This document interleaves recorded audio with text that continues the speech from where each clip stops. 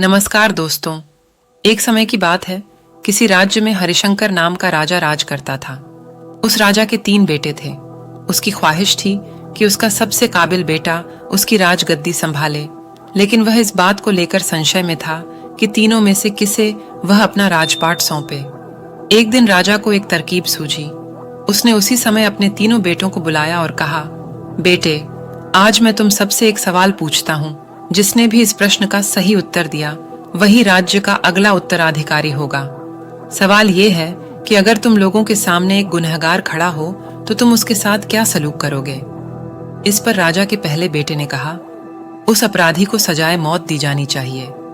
वहीं दूसरे बेटे ने कहा, गुनहगार को कालकोठरी में बंद कर देना चाहिए। जबकि तीसरे बेटे ने कहा, पिताजी, हमें उसे सजा देने से पहले इस बात की जांच करनी चाहिए कि उसने सही में अपराध किया है या नहीं। राजा ने तीसरे बेटे से पूछा कि ये कैसे तय करेंगे कि गुनहगार ने सच में अपराध किया है या नहीं। इस पर राजा के तीसरे बेटे ने दरबार में बैठे सभी विद्वानों को एक कहानी सुनाई। एक राजा था जिसके पास एक बुद्धिमान तोता था। एक बार उस तोता ने महाराज से कहा, मुझे अपने माता और पिताजी के पास जाना है। राजा ने उसकी बात नहीं मानी, लेकिन तोता ने हार नहीं मानी। वह लगातार महाराज से जिद करने लगा कि मुझे माता पिता के पास जाने दे। अंत में राजा ने तोता की बात मान ली और कहा, ठीक है, तुम अपने माता पिता से मिलकर आओ, लेकिन वहां ज्यादा दिन तक नहीं रुकना। राजा ने तोता को केवल 5 दिन की अनुमति दी और कहा, तुम 5 दिन में अपने परिवार वालों से मिलकर लौट आना। इसके बाद तोता 5 दिन के लिए अपने माता पिता के पास चला गया। 6ठे दिन जब वह राजा के पास लौट रहा था तो उसने सोचा कि क्यों न महाराज के लिए कुछ उपहार ले लिया जाए। फिर वह अच्छे उपहार की खोज में वह पर्वत की ओर निकल पड़ा। दरअसल वह महाराज के लिए अमृत फल लेना चाहता था। वहां पहुंचते पहुंचते रात हो गई। तोता ने पर्वत पर पहुंचकर फल तो ले लिया, लेकिन रात हो जाने के कारण वह आगे नहीं बढ़ा और वहीं रुक गया।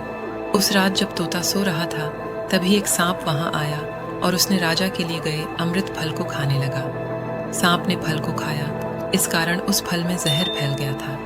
हालांकि तोते को इस बात की भनक तक नहीं थी। अगली सुबह जब वह जगा तो फल लेकर महल की ओर चल पड़ा। जब वह महल में पहुंचा तो खुशी खुशी सीधे राजा के पास गया और कहा, महाराज, मैं आपके लिए यह अमृत फल लेकर आया हूँ। आप इसे खाएंगे तो सदा के लिए अमर हो जाएंगे। यह सुनकर राजा काफी प्रसन्न हुए। उन्होंने तुरंत उस अमृत फल को खाने के लिए मांगा। इस पर एक मंत्री ने कहा, जरा रुकिए महाराज, आप इस फल को बिना जांच किए कैसे खा सकते हैं? एक बार यह देख तो लीजिए कि तोता द्वारा लाया गया यह अमृत फल सही है या नहीं। राजा उस मंत्री की बात से सहमत हुआ और कहा कि तुरंत इस फल को एक कुत्ते को खिलाया जाए। राजा का आदेश पाकर सैनिक ने फल का एक टुकड़ा कुत्ते को खिलाया। फल खाते ही कुत्ते की मौत हो गई। यह देख राजा गुस्से से आग बबूला हो गया। उसने क्रोध में आकर तलवार से तोता के सिर को काट दिया, साथ ही फल को फेंकवा दिया। कुछ साल बाद ठीक उसी स्थान पर एक पौधा निकल आया। यह देख राजा को लगा कि यह उसी जहरीले फल का पौधा है।